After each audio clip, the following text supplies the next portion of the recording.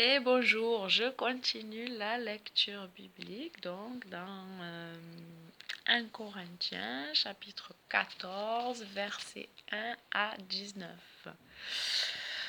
Ça m'énerve que je suis trop près mais j'ai pas pris ma perche. Alors, le thème c'est avant de pouvoir accepter le message de Dieu et y croire, les hommes doivent le comprendre. Demandons donc à Dieu les dons spirituels qui édifient l'Église.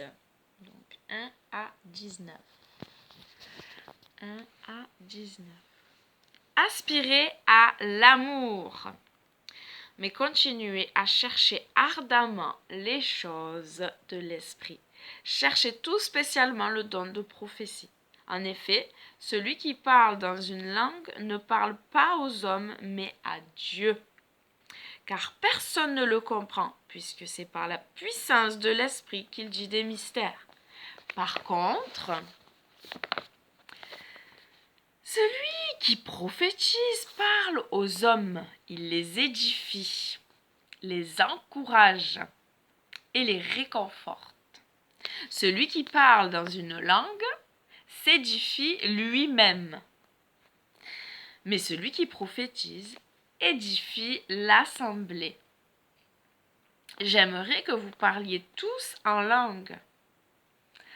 Mais je désire encore plus que vous prophétisiez. Celui qui prophétise est plus grand que celui qui parle en langue, à moins que quelqu'un ne donne une interprétation afin que toute l'assemblée en reçoive de l'édification. Frères, supposez que je vienne vous voir et que je vous parle en langue. En quoi vous serais-je profitable à moins que je ne vous apporte une révélation, une connaissance, une prophétie ou un enseignement? Ainsi en est-il des instruments de musique inanimés comme la flûte ou la harpe.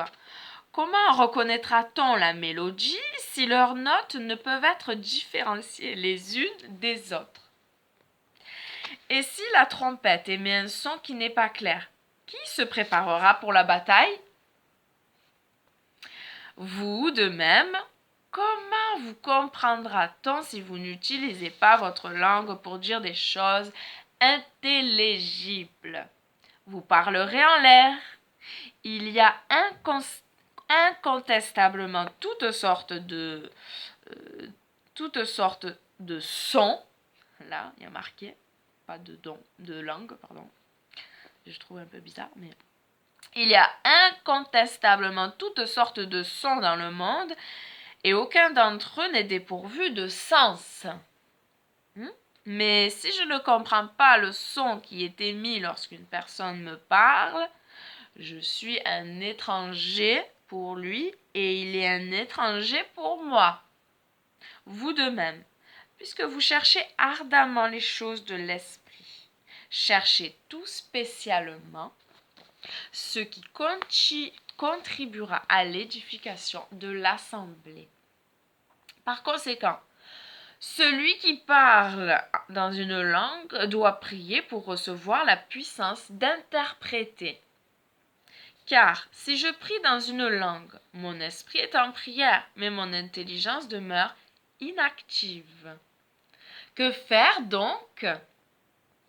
Je prierai avec mon esprit, mais je prierai également avec mon intelligence.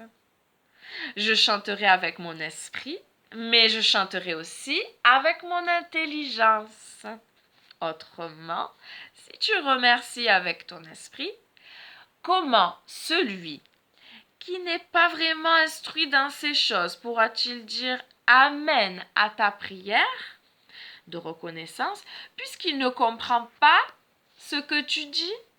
Il est indubitable que ta prière de reconnaissance est belle, mais celui qui t'écoute n'en est pas édifié pour autant. Je remercie Dieu de ce que je parle en langue, plus que vous tous, mais lors d'une réunion de l'assemblée, je préfère dire 5 mots avec mon intelligence qui édifieront les autres plutôt que 10 000 dans une langue que vous ne comprenez pas. Ok, fin de la lecture du jour, donc. 19. La question de méditation. Les chrétiens utilisent parfois un jargon religieux qui n'a aucun sens pour les non-chrétiens. Comment puis-je communiquer ce que je sais du Messie de manière à ce que mes interlocuteurs les comprennent? En parlant intelligiblement, sans jargon, sans langue inconnue, en se faisant comprendre. Tout simplement. Voilà, il y a un temps pour tout. Un temps pour parler dans diverses langues, où on s'édifie soi-même. Et un temps, lorsque nous sommes en groupe, parler en étant compris. Voilà. Merci Seigneur. Seigneur, pour cette simplicité, je crois. Je crois que c'est tout simple. Je te remercie, Seigneur, et je prie que chaque croyant puisse être tout simple. Voilà, savoir donner des paroles claires autour de lui lorsque il n'est pas seul, tout simplement. Et voilà, garder les choses incompréhensibles lorsqu'on est seul devant toi.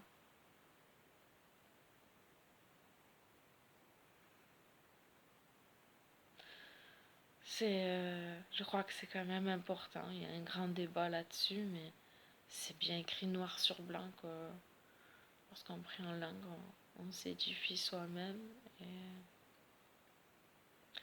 qu'il n'y a que toi qui comprends que notre intelligence elle est stérile et que voilà, surtout en des temps de détresse, on ne sait plus quoi dire.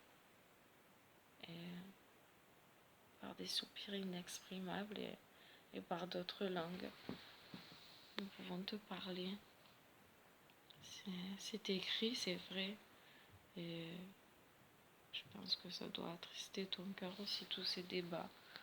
Seigneur, bien sûr, il y a aussi des mauvaises choses qui se passent sous prétexte qu'on ne comprend pas. Et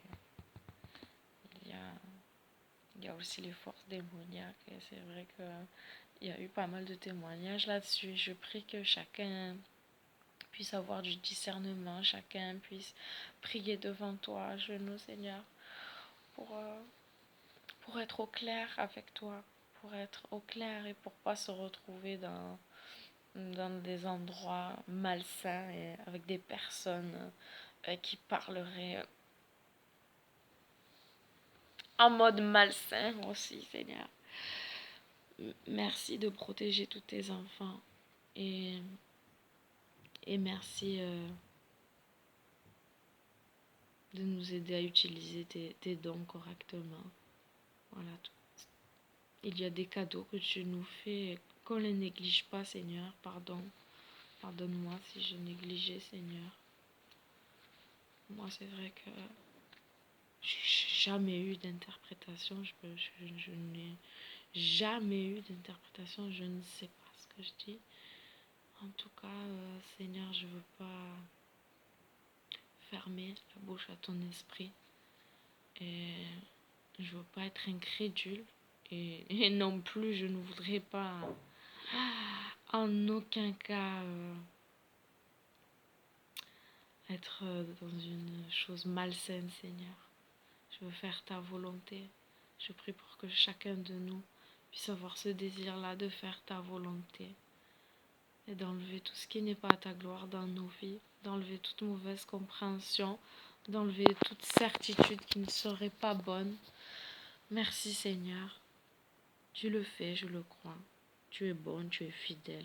Merci encore pour la journée de vie et cette nouvelle semaine qui recommence. Garde-nous. Garde-nous comme tu nous as gardés la semaine dernière et merci de nous faire avancer. Aujourd'hui mieux qu'hier, demain mieux qu'aujourd'hui, que nous puissions aller de l'avant, Seigneur, avec toi, avec ta force, avec ton esprit, ton souffle. Merci pour ta parole. Bénis ta parole. Vraiment que ta parole soit lue, crue, entendue, pratiquée, proclamée. Et qu'elle soit notre force. Oui, que ta parole, on puisse s'en servir comme nous a montré notre exemple parfait, Messie et Sauveur. Lorsqu'il a été tenté dans le désert, il a répondu par ta parole. Alors, connaissons ta parole et lorsque nous sommes attaqués, répondons par ta parole. Amen. Merci Père. Amen. Soyez bénis. Shalom. Bonne journée.